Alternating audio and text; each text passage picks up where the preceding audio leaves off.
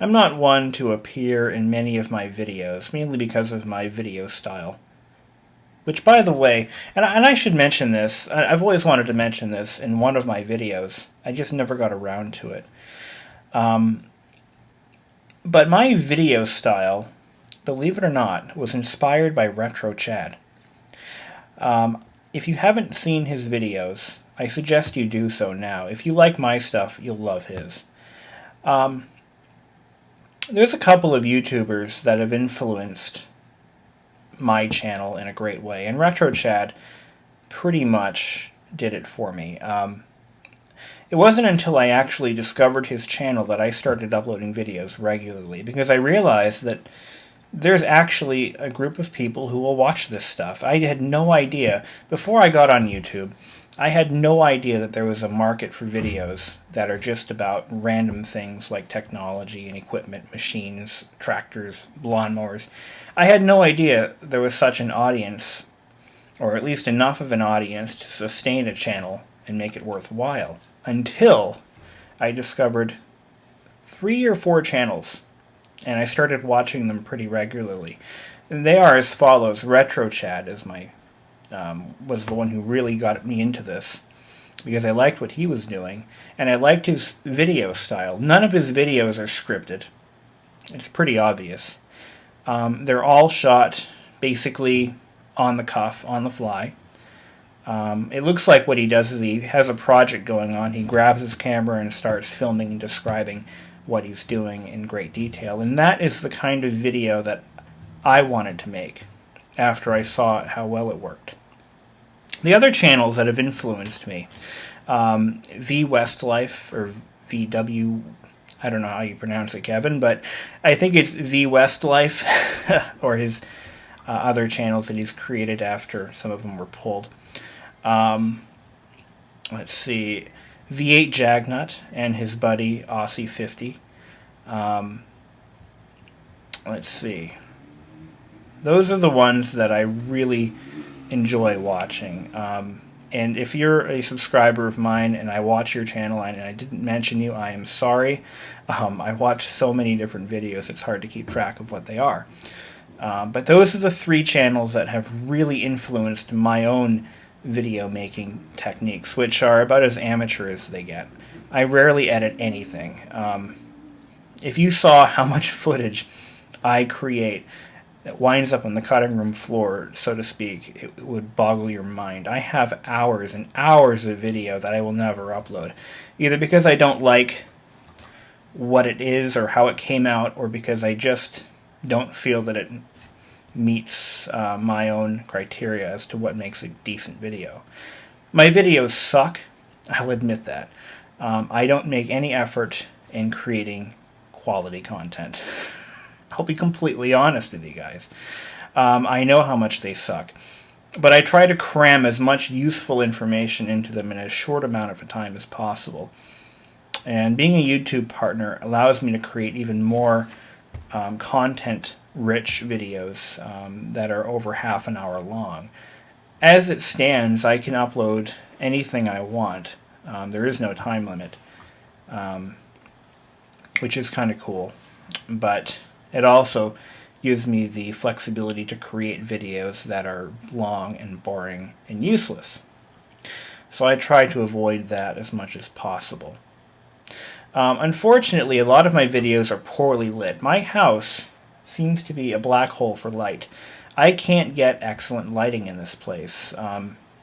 Either it's the way the place is designed, but one of the problems is I have blue carpeting, it really doesn't provide much for light reflection, and I have very few windows. It's designed to be a fairly energy efficient contemporary styled condo, in that it is, but as far as a studio, it's terrible.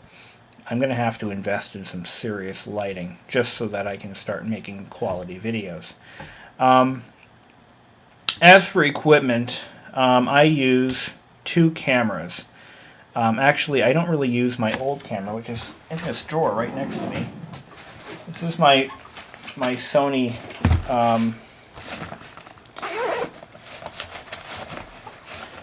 this is a Sony TRV DCR TRV-19. This is the camera that I used before I bought the my current camera, which is the model escapes me, but it's the Sony hard drive camera that I have. It's a current model; they still sell it. But this is the one that I used in most of 2008. Before that, I used a flip camera, which was working out well for me, but because of its lack of optical zoom, I had to stop using it, and it didn't work very well in low light situations. Prior to that, I shot my videos using a digital still camera with video function.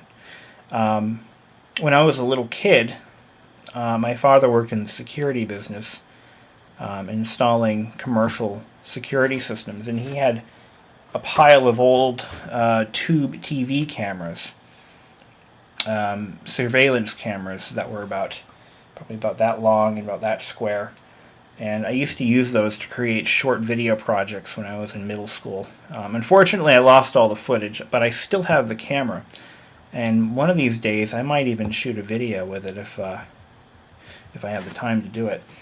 But it was an old black and white tube camera. But my earliest videos were shot with a Sony DSC P72 CyberShot camera, which I have in my car. Don't have it here. No, I don't have it in this drawer. But I still have that camera, and I still use it for still pictures on various occasions. As for going high def, I've been hounded by... you know what, guys? The message is loud and clear. I know what you want, but I'm just not willing to, but I just don't feel like buying a new camera just yet. The thing is, my channel is basically self-funded. Everything that I make videos on is essentially paid for with AdSense revenue. At this point, I'm not making nearly enough money to go out and spend a few $100s on a new camera. I mean, I could, but again, I want to buy... Instead of spending money on equipment, I'd rather spend the money on items that I can make videos of. It just makes more sense to me. You know, but eventually I will shell out the money to buy a nice high-def camera. And when that time comes, you will know. But luckily, I was, you know, one of the reasons I originally shot in a lower resolution was to save upload time. But it's got to the point where, you know, I like what happens when I render my videos in a higher resolution. The quality is better, and it allows you to, you know, increase the size of the video window. So I've sacrificed, you know, upload time for you guys. So okay, on another subject, I realize I've been very slacking off this month. I haven't uploaded a whole bunch of stuff like I usually do. I usually do one video a week, but I haven't done that this month. I've been so busy with other things. You know, there's been a lot going on, and I just haven't really had the time.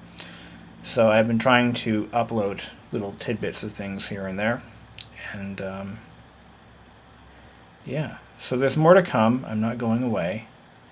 I have had a lot of trolls lately, it seems. Just people making comments for no reason.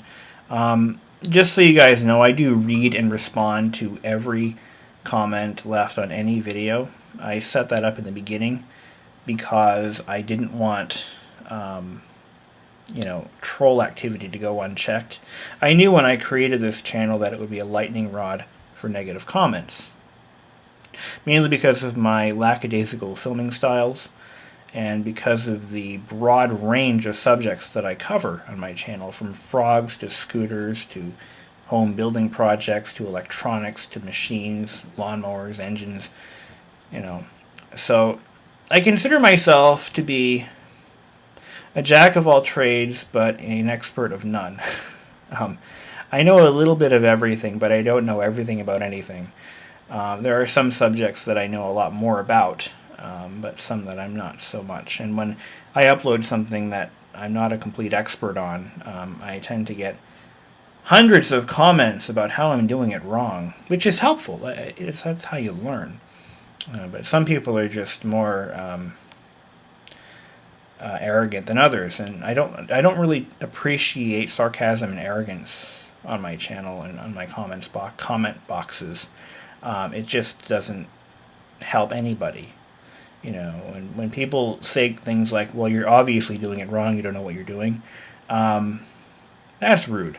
I just recently had one guy comment on one of my videos, and that's pretty much all he was saying, was that I'm a complete moron. And I'm like, all right, well, okay. I don't consider myself to be a complete moron, but, obviously I'm going to make mistakes here and there, and I'm going to leave out technical details that I don't feel are relevant, but then somebody points them out. Anyway. But anyways, I do delete comments. I censor my comments. And when I find that one video becomes a lightning rod for negative and just useless comments, I will kill the comments option on that video. I've done that on numerous ones. But anyway, there you go. Alright, so I'm going to go and upload this, and you guys can please check out those channels. Again, they're V8 Jagnut. He's down in Australia. Retro Chad, brilliant guy. He focuses mainly on vintage jukeboxes, organs, buses. The guy is a huge bus nut. Tractors. A lot of cool stuff. Really encourage you to check that one out. V Westlife. He does a lot of the same stuff I do, in almost the same style. He's more knowledgeable than I am when it comes to vintage computers and electronics. His channel mostly focuses on, at least the last few videos he's done, vintage computers and broadcasting equipment. Very intelligent guy there. The other video, or the other channel I would highly recommend, it's on the tip of my tongue too. I think I mentioned it earlier. I'll think of it in a minute. Oh, Spare. He's pretty cool. He does a lot of old technology stuff, televisions, electric fans, and he's a fursuiter. So yeah, definitely take a look at those. Alright, at V8 Jagnut, he's a car guy. He does mostly auto repairs, and he's the one that's down in Australia. He's also the one who started the washing machine destruction videos that have become so popular and very entertaining. So, alright guys, well, I'm going to call this video done, and I'm going to go throw it up there. Alright, have a good one. There's one more channel that I have to mention that I've been watching a lot of these videos lately. Your Beekeeper. Now this guy is brilliant, he's funny, and he's talented. His channel makes mine look like a pile of crap. He's just hilarious, and I love the way he edits his videos. And his videos mostly cover home improvement projects, since I believe he's a carpenter by trade. He does a lot of stuff with older farm equipment. A lot of cool stuff on just basically mechanical things and projects like that. And I strongly encourage you, if you haven't already, check out Your Beekeeper. The guy's brilliant. All right, now we're done. All right.